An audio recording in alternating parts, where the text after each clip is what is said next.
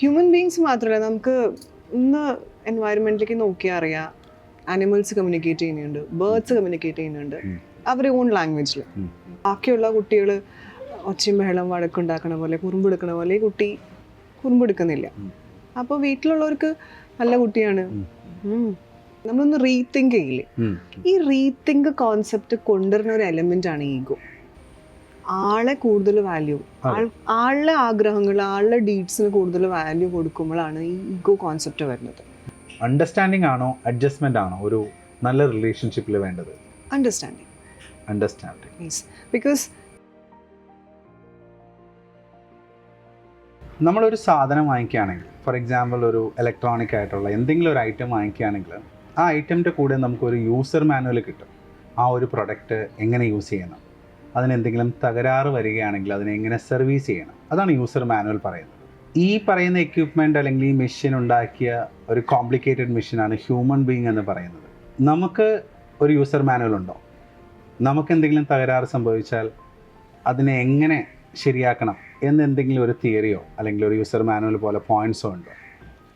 നമ്മുടെ കൂടെ ഇന്ന് ലൈഫ് സ്റ്റോറീസിലുള്ളത് മിസ്സസ് പ്രിയങ്ക വി രോഹിത്, സൈക്കോളജിസ്റ്റാണ്.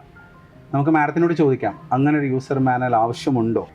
ഒരു മനുഷ്യനെ സംബന്ധിച്ച് നമുക്കൊരു യൂസർ മാനുവൽ വേണോ? ശരിക്കും വേണോ? വേണ്ട. വേണ്ട. ബിക്കോസ് മെഷീൻസ് അവർക്ക് സംസാരിക്കാൻ പറ്റില്ല. ശരി. അതുകൊണ്ടാണ് അവരുടെ കൂടെ ഒരു യൂസർ മാനുവൽ ഉള്ളത്. പക്ഷെ മനുഷ്യന്മാർക്ക് സംസാരിക്കാൻ പറ്റും, കമ്മ്യൂണിക്കേറ്റ് ചെയ്യാൻ പറ്റും. അതുകൊണ്ട് ആ ഒരു മാനുവലിൻ്റെ ആവശ്യമില്ല.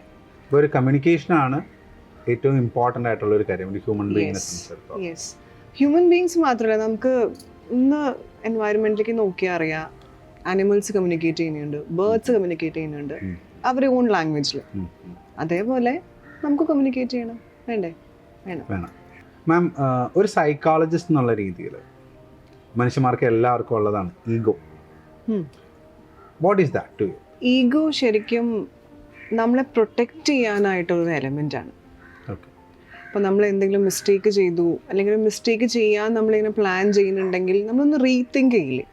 ഈ റീതിങ്ക് കോൺസെപ്റ്റ് കൊണ്ടുവരുന്ന ഒരു എലമെൻ്റ് ആണ് ഈഗോ. ഓക്കെ, ഒരു പേരൻറ്റൽ കൺട്രോൾ പോലെ ആ ഒരു എലമെൻ്റ് ആണ് ഈഗോ.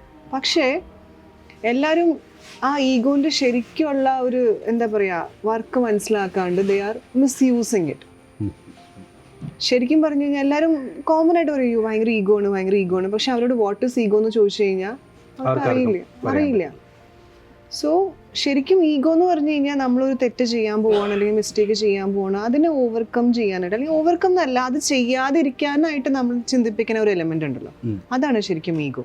പക്ഷേ എല്ലാവർക്കും അത് ആ ഒരു സെൻസിൽ ഇതുവരെ മനസ്സിലായിട്ടില്ല. എത്ര എഡ്യൂക്കേറ്റഡ് ആണെങ്കിലും ആ ഒരു ഈഗോ കോൺസെപ്റ്റ് എന്താണെന്ന് ആൾക്കാർക്ക് ഇതുവരെ അറിയില്ല.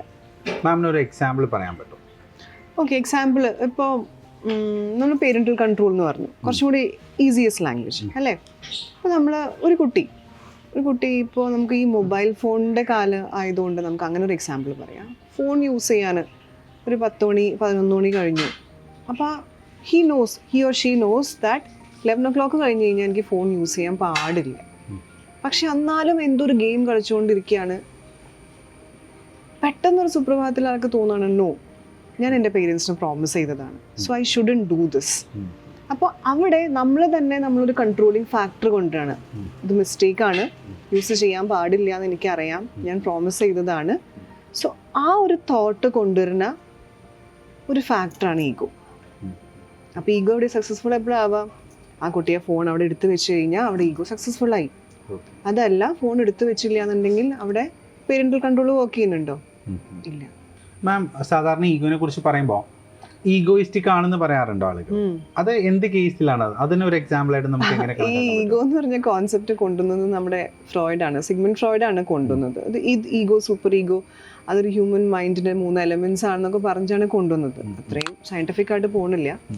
അപ്പോൾ അവിടെ ഈഗോ ആൾ ഉദ്ദേശിച്ചൊരു പേരന്റൽ കൺട്രോൾ ആണ്. ഇതെന്ന് പറഞ്ഞാൽ എപ്പോഴും പ്ലഷർ സീക്കിംഗ് ആണ്. ഇപ്പോൾ എല്ലാം നമുക്ക് ആഗ്രഹം ഇല്ലേ, കുറേ ആഗ്രഹങ്ങളുണ്ട് മനുഷ്യന്മാർക്ക്, അതെല്ലാം കിട്ടണമെന്ന് ആഗ്രഹിക്കുന്നതാണ് മനുഷ്യൻ. പക്ഷേ ദെൻ ഒരു ഇൻസൈറ്റ് കൊണ്ടുവരാണ്, നോ, അതെനിക്ക് പറ്റില്ല, time be, maybe I have to wait for some time, അല്ലെങ്കിൽ അത് എൻ്റെ ഒരു ഏരിയ അല്ല എന്ന് മനസ്സിലാക്കി തരുന്ന ഒരാളാണ് ഈഗോ. പക്ഷേ നമുക്കത് കൺട്രോൾ ഇല്ലാണ്ട് നമ്മളതിനെ മിസ്യൂസ് ചെയ്ത് തുടങ്ങുമ്പോഴാണ് ഈ ഈഗോയിസ്റ്റിക് എന്നുള്ളൊരു ടേം വരുന്നത്. അപ്പോൾ അവിടെ ഈഗോ എന്ന് പറഞ്ഞു കഴിഞ്ഞാൽ ഈഗോയിസ്റ്റിക് എന്ന് പറഞ്ഞാൽ വെറുതെ ഒരു ഈഗോ മാത്രമല്ല, അവിടെ അയാളുടെ ഓവറോൾ പേഴ്സണാലിറ്റി കുറച്ചും കൂടി എന്താ പറയുക എഗ്രഷനുള്ള ആളാണ്. അല്ലെങ്കിൽ സോ കോൾ നമ്മൾ ഹിറ്റ്ലർ നമ്മൾ എങ്ങനെ ഡിഫൈൻ ചെയ്യാം? ഒരു ലീഡർ എന്ന് പറയാൻ പറ്റുമോ എന്ന് ചോദിച്ചു കഴിഞ്ഞാൽ yes, because to some extent he was a good leader. പക്ഷേ ഈഗോയിസ്റ്റിക് ആണെന്ന് വെച്ച് കഴിഞ്ഞാൽ four a particular point of view, his own thing hurted him. ആളെ കൂടുതൽ വാല്യൂ, ആളുടെ ആഗ്രഹങ്ങൾ, ആളുടെ ഡീഡ്സിന് കൂടുതൽ വാല്യൂ കൊടുക്കുമ്പോഴാണ് ഈ ഈഗോ കോൺസെപ്റ്റ് വരുന്നത്. So his personality was in that way. എല്ലാവർക്കും അങ്ങനെ ആവാൻ പറ്റും? ഹിറ്റ്ലർ പോലെ സാറിന് പറ്റുമോ? ഇല്ല. ഒരാൾക്ക് അയാളുടെ ആ ഇമ്പോർട്ടൻസ് കൂടുതൽ കൊടുക്കുന്നതാണ് ഈഗോയിസ്റ്റിക് എന്ന് നമുക്ക് പറയാൻ പറ്റുമോ? To some extent yes. അത് ആക്ച്വലി ഗുഡും ബാഡും ഉണ്ട്. എക്സാക്ട്ലി. ഇപ്പോൾ ഒരു കോയിന് രണ്ട് സൈഡുള്ള പോലെ for that particular person need to know how to use it. How to use എന്നല്ല, how to handle it. Exactly. റിലേഷൻഷിപ്പിൽ എസ്പെഷ്യലി റിലേഷൻഷിപ്പ് ഇപ്പോഴത്തെ കാലത്ത് കുറച്ചും കൂടി ഓപ്പൺ ആണ് റിലേഷൻഷിപ്പ്. അതിലൊരു ഇമ്പോർട്ടൻറ്റ് ഫാക്ടറാണ് അണ്ടർസ്റ്റാൻഡിങ് അല്ലെങ്കിൽ adjustment. Actually which one is correct? Understanding ആണോ അഡ്ജസ്റ്റ്മെന്റ് ആണോ ഒരു നല്ല റിലേഷൻഷിപ്പിൽ വേണ്ടത്? അണ്ടർസ്റ്റാൻഡിങ്.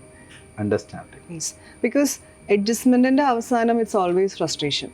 ഓക്കെ. പക്ഷേ അണ്ടർസ്റ്റാൻഡിങ്ങിന്റെ അവസാനം നോ, ഫ്രസ്ട്രേഷന്റെ എലമെന്റ് ഇല്ല ഞാൻ പറയുന്നില്ല, പക്ഷെ സ്റ്റിൽ അവിടെ കുറച്ചും കൂടി അണ്ടർസ്റ്റാൻഡിങ് കൂടുകയുള്ളൂ. അതൊരു നല്ല റിലേഷൻഷിപ്പിനെ മുന്നോട്ട് കൊണ്ടുപോകാൻ സപ്പോർട്ട് ചെയ്യാനായിട്ട് ഹെൽപ്പ് ചെയ്യും. ഓക്കെ. അവിടെ ഒരു ഈഗോ വില്ലനായിട്ട് വരില്ലേ അറ്റ് ടൈംസ്? അത് ഞാൻ നേരത്തെ പറഞ്ഞില്ലേ, പേഴ്സണാലിറ്റി, ഓരോരുത്തരുടെ ഇൻഡിവിജ്വൽ പേഴ്സണാലിറ്റി അനുസരിച്ച് അത് മാറി മറിഞ്ഞു. ഇപ്പോൾ പൊതുവേ ഈസി ഗോയിങ് ആയിട്ടുള്ള ഒരാളാണ്, വലിയ പ്രശ്നമൊന്നുമില്ല, എന്തായാലും പ്രശ്നമൊന്നുമില്ല എന്നുണ്ടെങ്കിൽ ആൾക്ക് ഈഗോ ഭയങ്കര കുറവായിരിക്കും. Because he is not bothered, least bothered ആണ്. അതല്ല, ഭയങ്കര ബോതർ ചെയ്യുന്ന ആളാണ്, എല്ലാത്തിനെയും പറ്റിയിട്ട് ഭയങ്കര ധാരണയുള്ള ആളാണെങ്കിൽ ഈഗോ വരാം. ഒരാള് കുറച്ചും കൂടി സെൽഫ് എസ്റ്റീം എന്ന് പറയുന്ന ആള് he is giving more importance to that particular person himself. അങ്ങനെ ഒരു കാറ്റഗറി ഉള്ള അല്ലെങ്കിൽ അങ്ങനെ ഒരു ക്യാരക്ടർ ഉള്ള ഒരാളാണെങ്കിൽ ഈ പറയുന്ന ഈഗോസും അണ്ടർസ്റ്റാൻഡിങ്ങും എത്രത്തോളം? ഇല്ല, സെൽഫ് എസ്റ്റീമും ഈഗോയും തമ്മിൽ നമുക്ക് അങ്ങനെ ഡയറക്ട്ലി റിലേറ്റ് ചെയ്യാൻ പറ്റില്ല. നോ, സെൽഫ് എസ്റ്റീം എന്ന് വെച്ചാൽ ഒരു നമുക്ക് നമ്മളെ പറ്റിയൊരു ധാരണയാണ് കേട്ടോ അവിടെ. അണ്ടർസ്റ്റാൻഡിങ് കോൺസെപ്റ്റ് അപ്പോഴും വരുന്നുണ്ട്. അവിടെ ego no, to some extent നമുക്ക് ആ ഒരു എലിമെന്റ് അവിടെ നിന്ന് കട്ട് ചെയ്യാം. എപ്പോഴും നമ്മൾ കേൾക്കുന്ന ഒരു കാര്യമാണ്, രണ്ട് തരം മൈൻഡ് ഉണ്ടെന്ന് മനുഷ്യർക്ക്, കോൺഷ്യസ് മൈൻഡും സബ് കോൺഷ്യസ് മൈൻഡും. ആക്ച്വലി അതെങ്ങനെയാണ് വർക്ക് ചെയ്യുന്നത്? അങ്ങനെ ഒരു സംഭവം ഉണ്ടോ? രണ്ട് മൈൻഡ് അല്ല, ആക്ച്വലി മൂന്ന് മൈൻഡാണ്. Conscious, subconscious, unconscious mind. Yes. ഇപ്പോൾ ഇത് പറഞ്ഞപ്പോഴാണ് ഓർത്തത്, നമ്മുടെ ടൈറ്റാനിക് ഷിപ്പ് എന്താ പറ്റിയ ടൈറ്റാനിക്കിന്? It was actually sink and but like ആ ഒരു മഞ്ഞുമലയിൽ ഇടിച്ചിട്ട് ഷിപ്പ് സിങ്ക് ആണ് ചെയ്തത്. അപ്പോൾ മഞ്ഞുമല ആ ടൈറ്റാനിക് ഷിപ്പ് ഹാൻഡിൽ ചെയ്യുന്ന ആള് കണ്ടിട്ടുണ്ടാവില്ലേ? ആസ് പെർ ദ മൂവി പെട്ടെന്ന് കണ്ടു എന്നാണ് പറയുന്നത്, മനസ്സിലാക്കിയത് ഞാൻ. വലുതായിട്ടാണോ കണ്ടത്? ചെറിയൊരു ഹില്ല് പോലെയാണോ കണ്ടത്? ചെറിയൊരു ഇതായിട്ടാണ് കണ്ടത്. പക്ഷേ ആ ചെറിയ പോർഷനേക്കാളും ഒരുപാട് താഴെ ഉണ്ടായിരുന്നു. അപ്പൊ നമ്മുടെ മൈൻഡും അങ്ങനെയാണ്.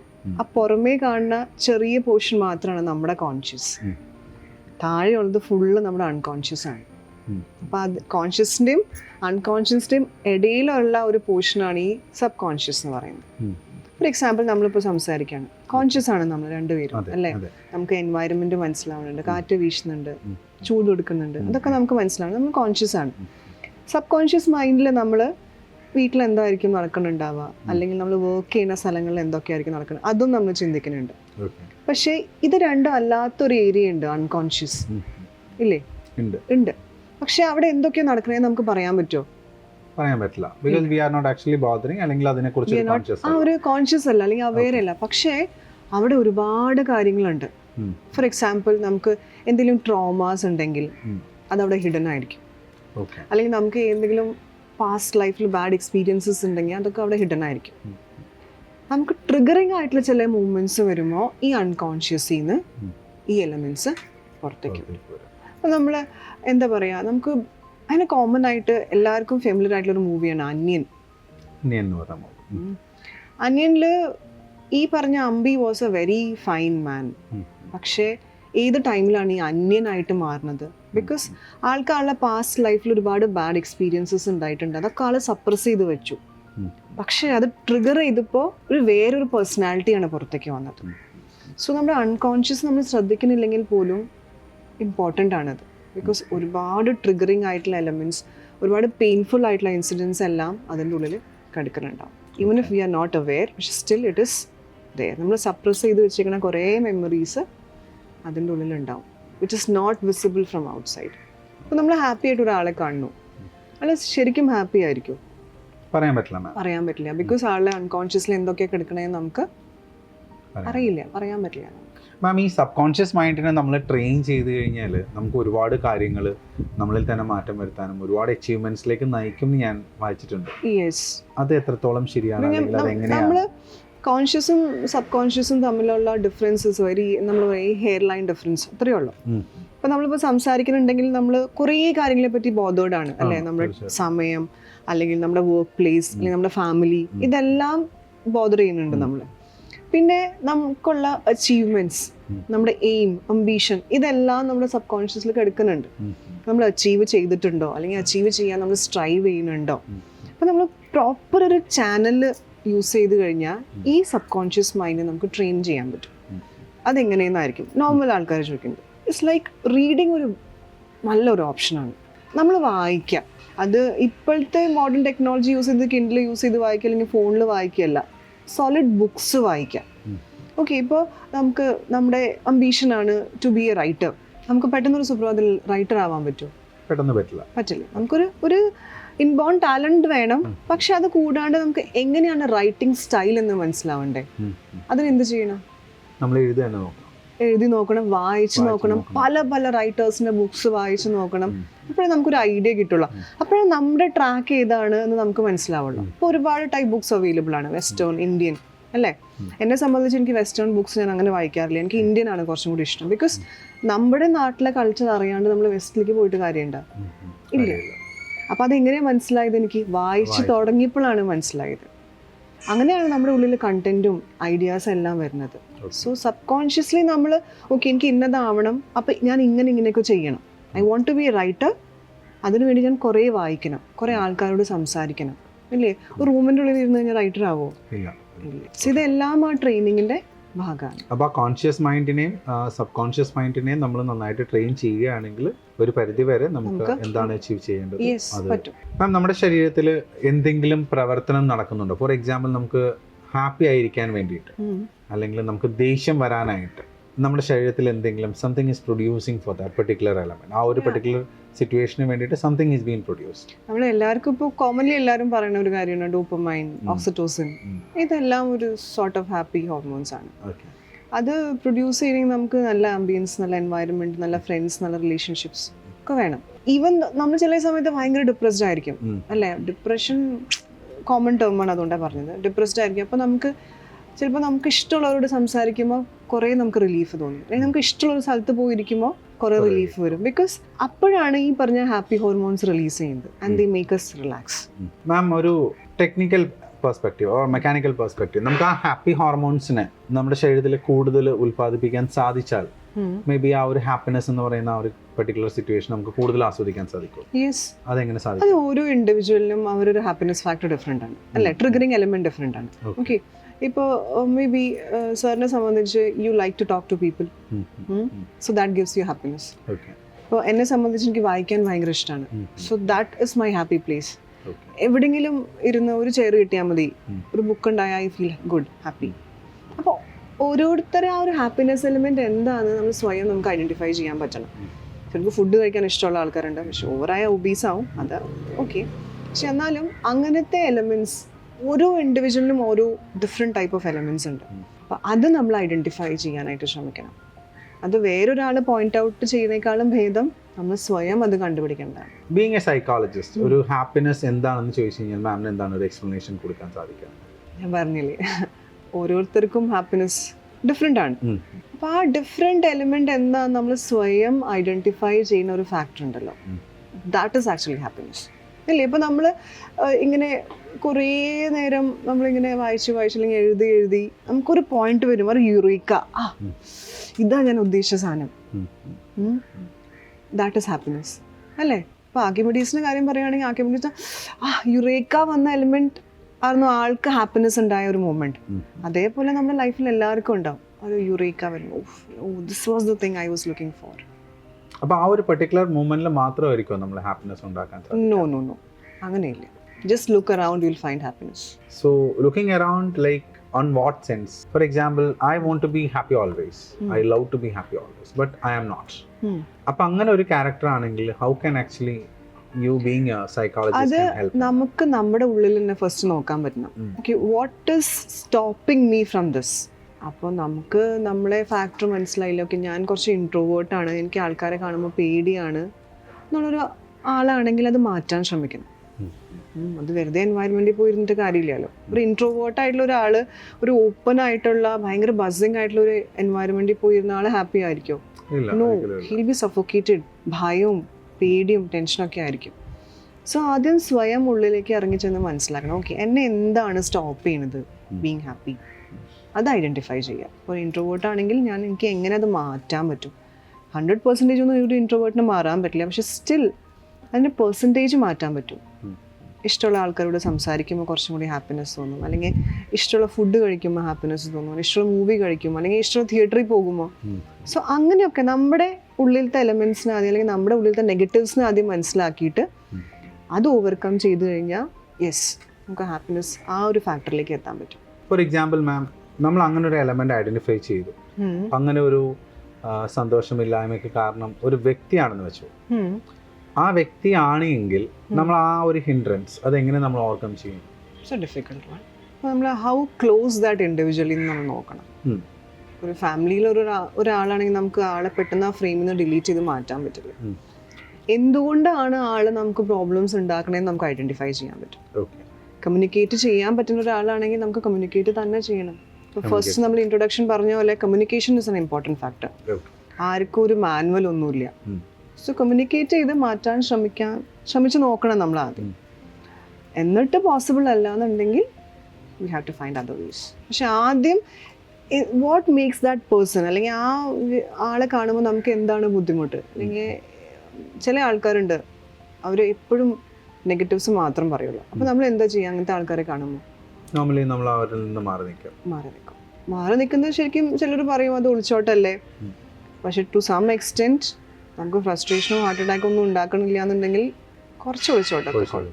മാം നേരത്തെ മാം പറഞ്ഞല്ലോ ഇൻട്രോവേർട്ട് എന്ന് പറയുന്നത് ആക്ച്വലി അങ്ങനെ ഒരു കാറ്റഗറി ഉണ്ടോ? Like every people can actually communicate, അങ്ങനെ ഒരു കഴിവ് നമുക്ക് തന്നിട്ടുണ്ടല്ലോ. അപ്പോൾ കമ്മ്യൂണിക്കേറ്റ് ചെയ്യാൻ പറ്റുന്ന, ഓപ്പൺ അപ്പ് ആവാൻ പറ്റുന്ന ഒരു സ്പേസ് ഇല്ലാത്തത് കൊണ്ടല്ലേ അങ്ങനെ ഒരു ഇൻട്രോവേർട്ട് എന്ന് പറയുന്ന ഒരു കാറ്റഗറി നമുക്ക് ഐഡന്റിഫൈ ചെയ്യാൻ സാധിക്കുന്നത്? യെസ്, ടു സം എക്സ്റ്റെന്റ് നമുക്ക് നെയിം കൊടുക്കാൻ പറ്റിയത്. യെസ്, ടു നെയിം സംതിങ്, അങ്ങനെ ഒരു കാറ്റഗറി ഉണ്ട്. അപ്പം നമ്മൾ നോക്കുകയാണെങ്കിൽ എന്താ പറയുക, every person is different taste ഉള്ള ആൾക്കാർ അല്ലേ.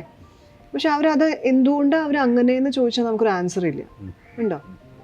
ഇല്ല, ടു സം എക്സ്റ്റെന്റ് ഇല്ല. നേച്ചറാണ്. അപ്പോൾ ഈ ഇൻട്രോവേർട്ട് എക്സ്ട്രോവേർട്ട് കോൺസെപ്റ്റും അവർ നേച്ചറിൻ്റെ ഒരു ഭാഗമായിട്ട് വന്നേക്കണ്ടാണ്. നമ്മൾ നേരത്തെ ഹിറ്റ്ലറിൻ്റെ കാര്യം പറഞ്ഞ പേഴ്സണാലിറ്റി എന്ന് പറഞ്ഞില്ലേ.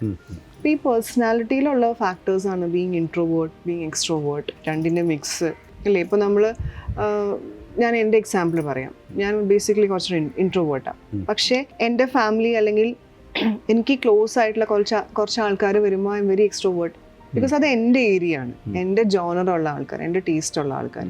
പക്ഷെ അതല്ല, ഞാൻ ഭയങ്കര ഏലിയനേറ്റഡ് ആയിട്ടുള്ള ഒരു സ്ഥലത്തേക്ക് പോകുമ്പോൾ ഞാൻ അങ്ങോട്ട് കയറി സംസാരിക്കില്ല. സോ അങ്ങനെ ഒരു ഇൻട്രോവേർട്ടായിട്ട് മാറി അവിടെ. അപ്പോൾ it doesn't mean that introvert എന്ന ഒരു പെർമനന്റ് സിറ്റുവേഷൻ അല്ല. No, it's not a permanent situation. പക്ഷെ for some people it's permanent. അവർക്ക് അങ്ങനെ എല്ലാവരുമായിട്ടും മിങ്കിൾ ചെയ്യാൻ അങ്ങനെ പറ്റില്ല, ഇഷ്ടമല്ല. ഇങ്ങനൊരു ക്രൗഡൊക്കെ കാണുമ്പോൾ ദേ ഫീൽ വറീഡ്, ടെൻഷനാകും അങ്ങനെ. പക്ഷെ ഇപ്പോൾ നമ്മൾ ഈ ടെക്നോളജി വളരുന്ന പോലെ, മെഡിക്കൽ ഫീൽഡ് വളരുന്ന പോലെ, we have so many therapies to change all that thing. Ma'am therapy പറഞ്ഞപ്പോഴാണ് I have a question for you. Is there any situation, ആ ഒരു കോൺഫിഡൻഷ്യാലിറ്റി കംപ്ലീറ്റ്ലി പ്രൊട്ടക്ട് ചെയ്തുകൊണ്ട്, is there any situation which you can actually pull out? Like ഇങ്ങനെ ഒരു തെറാപ്പിയിലൂടെ അവരുടെ ആ ഒരു problem അല്ലെങ്കിൽ ആ ഒരു ട്രീറ്റ്മെന്റ് തെറാപ്പിയിലൂടെ പ്രോബ്ലം മാറി വന്നേക്കുന്ന ഏതെങ്കിലും ഒരു കേസ്?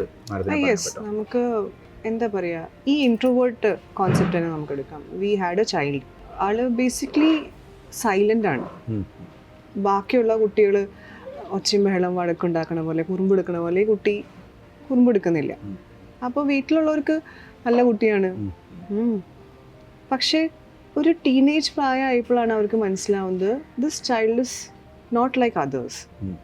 ഇപ്പോഴും ആള് ഭയങ്കര എന്ന് വെച്ചാൽ അവർ പറയുന്നത് ഭയങ്കര നീറ്റാണ്, അവനവൻ്റെ കാര്യമൊക്കെ സ്വന്തമായിട്ട് ചെയ്തോളും, ഒരു പ്രശ്നമൊന്നുമില്ല. പക്ഷേ പിന്നീട് അവർ ബാക്കിയുള്ള മക്കളെ കാണുമ്പോഴാണ് മനസ്സിലാവുന്നത് വൈ ഇസ് അവർ ചൈൽഡ് ഡിഫറെൻറ്റ്. അപ്പോഴാണ് അവർ കമ്മ്യൂണിക്കേറ്റ് ചെയ്യാൻ തുടങ്ങിയത് മോളോട് ഹൂവർ. ദെൻ ഹി വാസ് ലൈക്ക് എനിക്ക് ആൾക്കാരെ കാണുമ്പോൾ ഐ ഡോണ്ട് ഫീൽ കംഫർട്ടബിൾ. അപ്പോൾ പേടിയാണോ? പേടിയല്ല. മോനെ ആരെങ്കിലും എന്തെങ്കിലും ചെയ്തിട്ടുണ്ടോ? ഇല്ല, എന്നെ ആരും ഒന്നും ചെയ്തിട്ടല്ല. അപ്പോഴാണ് ആ ഒരു ടീനേജ് പ്രായമാകുമ്പോഴാണ് പേരൻസ് ഐഡൻറ്റിഫൈ ചെയ്ത് നമ്മുടെ അടുത്തേക്ക് കൊണ്ടുവരുന്നത്. ആൻഡ് നമ്മൾ ആദ്യം നോർമൽ സംസാരം ആയിരിക്കും. ബിക്കോസ് ഒരു ഐസ് ബ്രേക്കിംഗ് സെഷൻ കുറച്ച് ബുദ്ധിമുട്ടാണ്. അവർ നമ്മളോട് സംസാരിച്ച് കിട്ടണ്ടേ. ഓൾറെഡി ഒരു ഇൻട്രോവേർട്ടാണ്, പുതിയൊരാളുടെ അടുത്ത് ആളുടെ പ്രോബ്ലം സംസാരിച്ച് കിട്ടണം. കുറേ ടൈം എടുക്കും അത്. നമ്മൾ സംസാരിച്ച് തുടങ്ങുമ്പോൾ ആളെ ഏരിയ ഓഫ് ഇൻട്രസ്റ്റ് എന്തൊക്കെയാണെന്ന് നമുക്ക് ആദ്യം മനസ്സിലാക്കാൻ പറ്റും. ആൻഡ് ദെൻ ആ ഇൻട്രസ്റ്റഡ് ഏരിയയിലേക്ക് ഈ കുട്ടീനെ പേരൻസിൻ്റെ കൂടെ ആദ്യം പറഞ്ഞയക്കണം, ഫ്രണ്ട്സിൻ്റെ കൂടെ പറഞ്ഞയക്കണം, പിന്നെ സ്ട്രേഞ്ചറിൻ്റെ കൂടെ പറഞ്ഞയക്കണം. അങ്ങനെ ചെയ്ത് ടു സം എക്സ്റ്റെൻറ്റ് ഒരു 2 years ഒക്കെ കഴിഞ്ഞപ്പോൾ he came out so well. പക്ഷേ ഒരു പ്രോബ്ലം എന്താണെന്ന് വെച്ച് കഴിഞ്ഞാൽ we have to give some time to heal. ഈ മരുന്ന് കഴിക്കുമ്പോൾ നമ്മുടെ അസുഖം വേഗം മാറും, പെട്ടെന്ന് മാറും. പക്ഷെ ഒരു തെറാപ്പി അങ്ങനെയല്ല, വളരെ സ്ലോ പ്രോസസ്സാണ്. ആ സ്ലോ പ്രോസസ്സ് വഴി നമുക്ക് കിട്ടുന്ന ഔട്ട്കം ഉണ്ടല്ലോ, അത് ഫുൾ ലൈഫ് ടൈം നമുക്ക് സസ്റ്റെയിൻ ചെയ്യാൻ പറ്റും. പക്ഷെ അതിനുള്ള പേഷ്യൻസ് കൊണ്ടുവരുന്ന ആൾക്കാർ കാണിക്കണം. ഇപ്പം നമ്മളൊരു ഒരു സെഷൻ കഴിഞ്ഞു, രണ്ടാമത്തെ സെഷൻ റിവ്യൂ പറഞ്ഞു, 2 സെഷൻ വന്നു, 3ാമത്തെ സെഷൻ വരാൻ അവർക്ക് കുറച്ച് പാടാണ്. മാറ്റമുണ്ടോ? മാറ്റമൊക്കെ ഉണ്ട്, പക്ഷേ കുറച്ചുകൂടി മാറാനുണ്ട്. സെഷന് കൊണ്ടുവരൂ.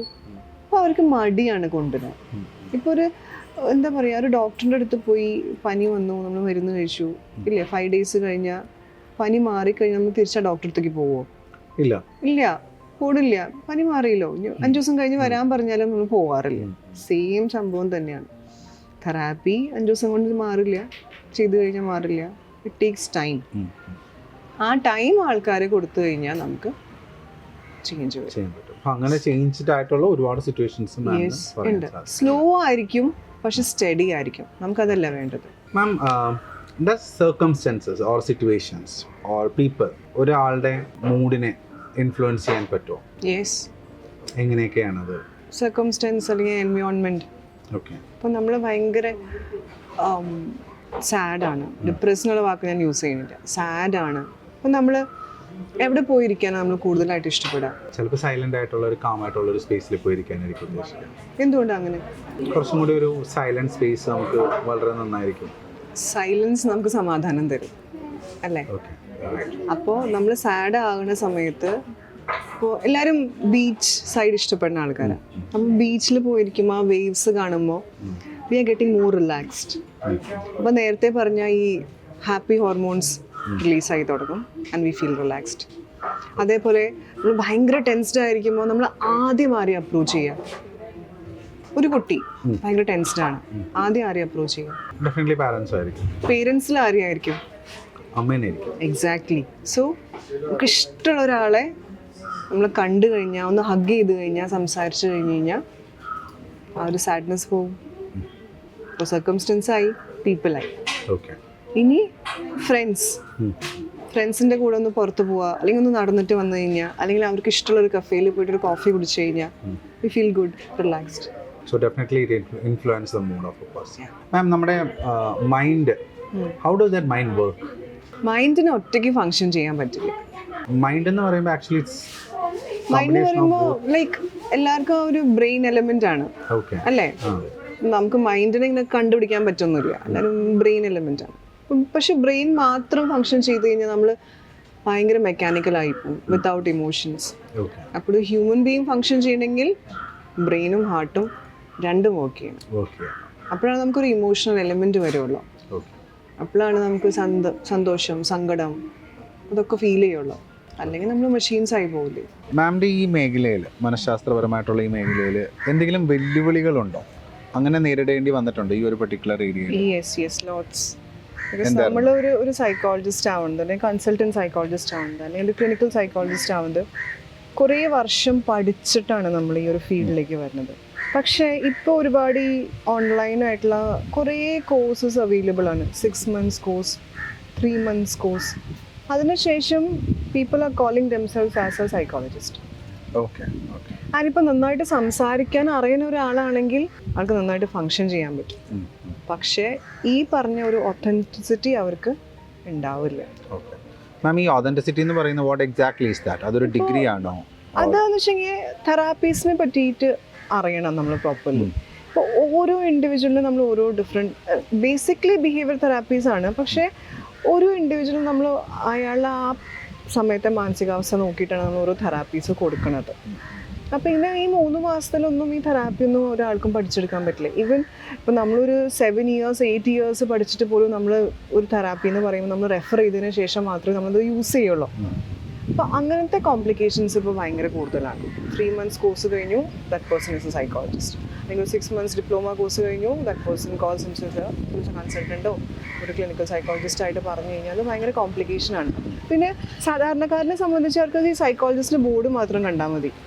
ദേ ആർ നോട്ട് അവെയർ ക്വാളിഫൈഡ് ആണോ അല്ലെങ്കിൽ ഡിഗ്രീസ് എന്തൊക്കെയാണോ, അവർക്ക് ജസ്റ്റ് ഒരു ബോർഡ് കണ്ടു കഴിഞ്ഞാൽ ദിൽ ഫോൾ. അപ്പോൾ സാധാരണക്കാരനെ ചീറ്റ് ചെയ്യാൻ ഒരുപാട് ആൾക്കാർ ശ്രമിക്കുന്നുണ്ട് ഫോർ മണി. സോ അതൊരു വലിയൊരു ഇഷ്യൂ ആണ് ഇപ്പോൾ. മാം, ഇപ്പോഴത്തെ ഒരു തലമുറയിൽ കാണുന്നതാണ് ബ്രേക്കപ്സ്. അപ്പോൾ ബ്രേക്കപ്സിലൂടെ ഡിപ്രസ്ഡ് അല്ലെങ്കിൽ സാഡ് ആയിട്ടിരിക്കുന്ന ഒത്തിരി പേരുണ്ട്, എസ്പെഷ്യലി യങ് ജനറേഷൻ. അവരോട് മാമിന് പറയാനുള്ള ഒരു മെസ്സേജ് എന്താണ്? ടീനേജ് ടൈം ഭയങ്കര ഫാൻറ്റസീസ് ഒക്കെ ഉള്ളൊരു ടൈമാണ്. അപ്പോൾ ഇതേപോലെ കുറേ ഹോർമോൺസ് ഒക്കെ ആക്ട് ചെയ്യുന്നൊരു ടൈം. ആ സമയത്ത് എഫെക്ഷനും ആ ഒരു റിലേഷൻഷിപ്പ് എല്ലാം നോർമലാണ്. അപ്പോൾ ഞാൻ റിലേഷൻഷിപ്പിന് അഗെയിൻസ്റ്റ് ഒന്നും അല്ല കേട്ടോ. പക്ഷേ ഈ സമയത്ത് നമ്മൾ ചെയ്യേണ്ടതായിട്ടുള്ള കുറച്ച് കാര്യങ്ങളുണ്ട്. അതിൽ ഏറ്റവും ഇമ്പോർട്ടൻ്റ് ആണ് to focus on your studies. അതിലേക്ക് ആദ്യം ഫോക്കസ് ചെയ്യാം. അതൊരു സ്റ്റുഡൻറ് ആംഗിൾ, അതല്ലാതെ ഒരു മെച്യൂർ ആയിട്ടുള്ള ഒരാളാണെങ്കിൽ നമുക്കൊരു അറ്റാച്ച്മെൻറ്റ് ഡിറ്റാച്ച്മെൻറ്റ് കോൺസെപ്റ്റ് എപ്പോഴും വേണം. We can get attached to people. പക്ഷെ സ്റ്റിൽ നമ്മുടെ മനസ്സിലൊരു കോൺസെപ്റ്റ് വേണം that this may not be for life long. എപ്പോൾ വേണമെങ്കിലും എന്താ പറയുക, ഈ റോസ് പെറ്റൽസ് കൊഴിഞ്ഞു പോണ പോലെ പോവാം. സോ മെൻ്റലി ഒരു പ്രിപ്പറേഷൻ എല്ലാവർക്കും നല്ലതായിരിക്കും. ബിക്കോസ് ഒരു ബ്രേക്ക് ഡൗൺ ആയി ഡിപ്രഷൻ സ്റ്റേറ്റിൽ എത്തുന്നേക്കാളും ഭേദം അങ്ങനെ ഒരു മെൻറ്റാലിറ്റി വെക്കുന്നതല്ലേ. Attachment detachment. യെസ്, നമുക്ക് 100% എഫെക്ഷനും എല്ലാം നമുക്ക് റിലേഷൻഷിപ്പിൽ കൊടുക്കണം. പക്ഷെ സ്റ്റിൽ എന്താ പറയുക, നമ്മൾ അത് അധികം ഉള്ളിലേക്ക് കയറ്റാണ്ട് മെയിൻറ്റെയിൻ ചെയ്യുന്നതായിരിക്കും ഈ സോ കോൾഡ് മെൻ്റൽ ഹെൽത്തിന് നല്ലത്. മാം, ശരിക്കും പ്രണയവും ആക്ച്വൽ ഒരു ഹസ്ബൻഡ് ആൻഡ് വൈഫ് റിലേഷൻഷിപ്പും അത് തമ്മിൽ എന്തെങ്കിലും വ്യത്യാസമുണ്ടോ? ഏതാണ് ഏറ്റവും കൂടുതൽ സൗന്ദര്യമുള്ളത്? പ്രണയമാണോ അല്ലെങ്കിൽ ഒരു husband and wife relationship? Husband and wife. അതാണ്. യെസ്. പണ്ടൊരു കവി പറഞ്ഞിട്ടുണ്ട്, പ്രണയം എന്ന് പറയുന്നത് അതൊരു ഫാൻറ്റസിയാണ്, ഹസ്ബൻഡ് ആൻഡ് വൈഫ് റിലേഷൻ എന്ന് പറയുന്നത് ആക്ച്വലി അതൊരു റിയാലിറ്റിയാണ്. ഒരു ഫാൻറ്റസിക്ക് ഉണ്ടാവുന്ന ഒരു രസം ഒരിക്കലും റിയൽ ലൈഫിൽ ഉണ്ടാവണം എന്നില്ല. മാം എത്രത്തോളം യോജിക്കുകയാണ്, അല്ലെങ്കിൽ മാമിൻ്റെ പോയിന്റ് ഓഫ് വ്യൂ എന്താണ്? മേ ബി നമ്മുടെ ജനറേഷൻ കുറച്ചും കൂടി പഴയതായതുകൊണ്ട് husband and wife relation is better. Because അവിടെ എനിക്ക് തോന്നുന്നു ഹസ്ബൻഡ് ആൻഡ് വൈഫിനേക്കാളും കുറച്ചും കൂടി നല്ലത് അവിടെ ഒരു ഫ്രണ്ട്ഷിപ്പ് മെയിൻറ്റെയിൻ ചെയ്യണം. മാം, അപ്പോൾ ഈ അണ്ടർസ്റ്റാൻഡിംഗ് എന്ന് പറയുമ്പോൾ those people should be equally ആ ഒരു വൈബ് മെയിൻറ്റെയിൻ ചെയ്യാൻ പറ്റുന്ന രണ്ട് ഇൻഡിവിജ്വാലിറ്റി ആയിരിക്കണ്ടേ? To some extent yes. പക്ഷേ അങ്ങനത്തെ ഒരു വൈബുള്ള ആൾക്കാരല്ലാന്നെങ്കിൽ പോലും കാലക്രമേണ കൂടെ താമസിക്കുമ്പോൾ പരസ്പരം മനസ്സിലാക്കി തുടങ്ങുമ്പോൾ ആ ഒരു ഐഡിയോളജി വരും. Slow and steady wins the race എന്ന് പറയുന്നതാണ് ആക്ച്വലി ഒരു mantra yes for a effective and a successful relationship.